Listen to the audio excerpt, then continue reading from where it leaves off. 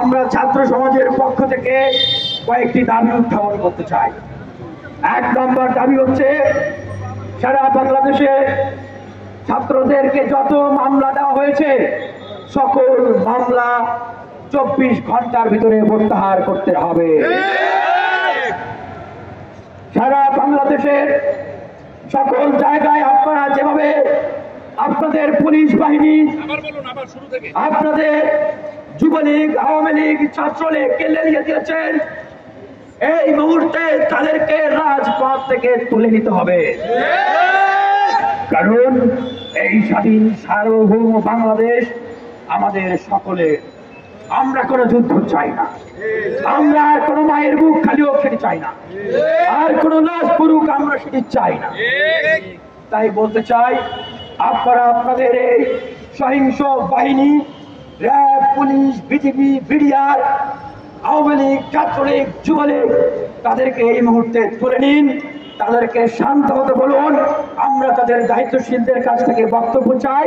তারা ঘোষণা দেবে এখন থেকে আর একটি লাঠিচার্জ কোনো পুলিশ করবে না, কোনো র্যাব করবে না, কোনো বিজিবি করবে না, কোনো সরকারি বাহিনী করবে না। আমরা আপনাদের কাছ থেকে বক্তব্য চাই, এখন থেকে আওয়ামী লীগ, ছাত্রলীগ, যুবলীগের কেউ আর কোনো শিক্ষার্থী বা সাধারণ মানুষের গায়ে হাত দিবেন না।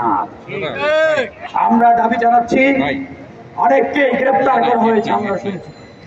যদি গ্রেপ্তার করা হয়ে থাকে তাহলে তাদেরকে মুক্তি দিতে হবে।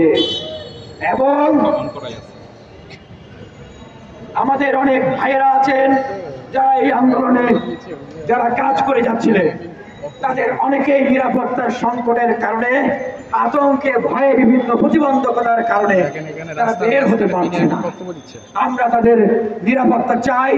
পাশাপাশি সারা বাংলাদেশে আমরা যারা আন্দোলন করছি, আমরা আমাদের জীবন, জানমাল, পরিবার পরিজনের নিরাপত্তা চাই। আমরা সারা বাংলাদেশের মানুষের সকলের জীবনের, জানমালের নিরাপত্তা চাই। আরেকটি কথা বলতে চাই, আমাদের বিশ্ববিদ্যালয়, কলেজগুলো কিন্তু বন্ধ করে দেওয়া হয়েছে। বাংলাদেশে কি কোনো ঘূর্ণিঝড় হয়েছে? বাংলাদেশে কি কোনো ভূমিকম্প হয়েছে? প্রাকৃতিক দুর্যোগ, মহামারী হয়েছে? বিশ্ববিদ্যালয়, কলেজগুলো কেন বন্ধ করা হলো? কেন আমাদের শিক্ষার মৌলিক অধিকার থেকে বঞ্চিত করা হচ্ছে?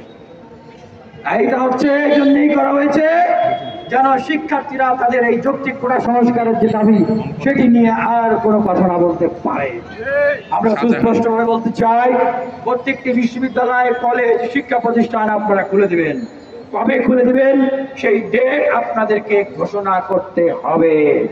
হলগুলোকে খুলে দিতে হবে, সেই ডেট আপনাদেরকে ঘোষণা করতে হবে।